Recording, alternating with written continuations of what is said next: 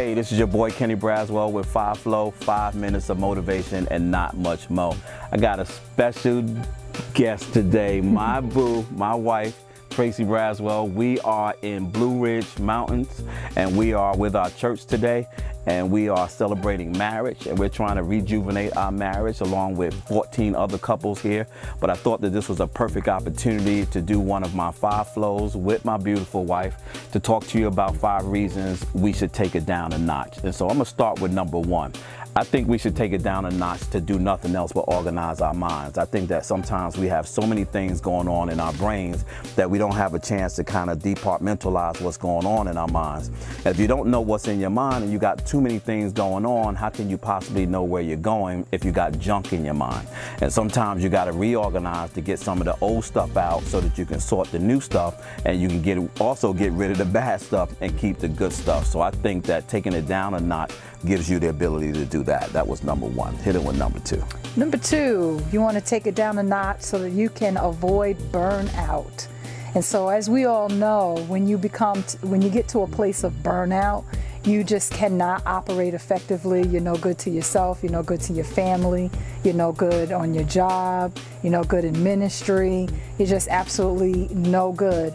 And so you need to take it down a notch so that you can refuel, revamp, revise, so that you can come back with high energy, so that you can come back and be the most effective person that you can be, so that you can give it your all in all, so that you're top notch.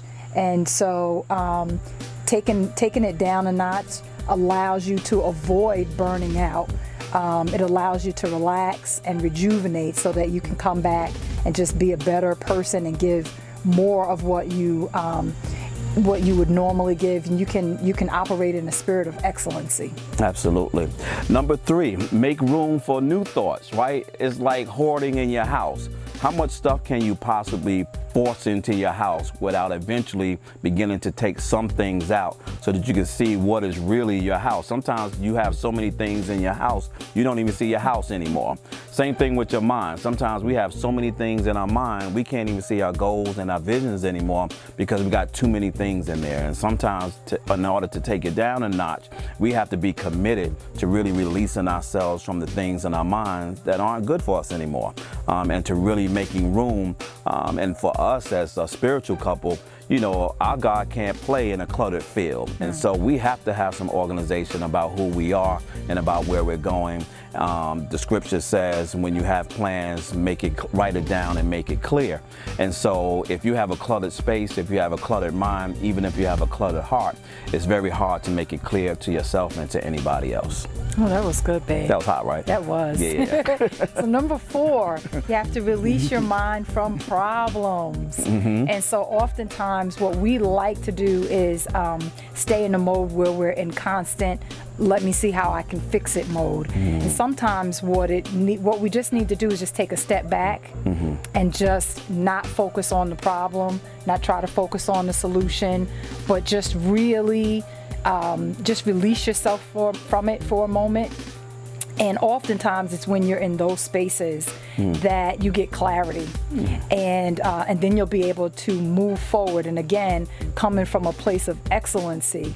But when you're holding on to problems, going back to number 3, you're just holding on to clutter. Absolutely. And so if you don't release yourself from that clutter, you can't move forward. You kind of stay stagnant, and you just kind of find yourself just kind of going around in circles and repeating bad behaviors, patterns, habits, and you're just you can't reach your next level if you were constantly focused on problem solving and not releasing yourself from it periodically so that you can just renew your mind and move to the next thing that might need to have your attention. Absolutely. And number 5, the last one, you need to take it down a notch so that you can re-energize. You know, nothing is meant to go on and on and on and on forever without starting over again. You know, the reason that we're here at this marriage retreat, because even our relationship needs re-energized, because sometimes we can fall into a place of normalcy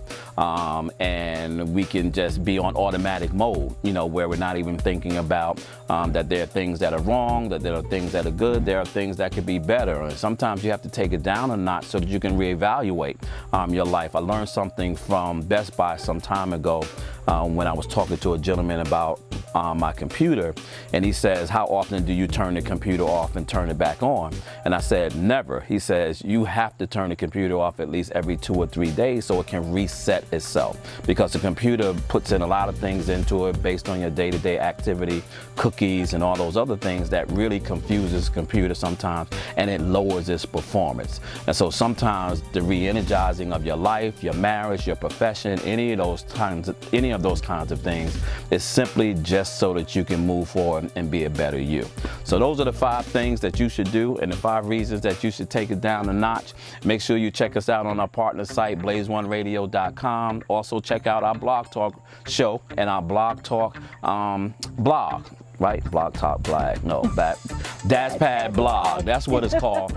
Check out our Dad's Pad blog, and also check us out on YouTube. You know how I like to leave you. Always be kind to others as you're kind to yourself, or you might find yourself by yourself. Always shoot high for your goals, because even if you miss, you'll be amongst the stars. I'm your boy Kenneth Braswell, and this is my better half, my wife Tracy, and I'll see you next week. Until then, be safe, peace out, and God bless.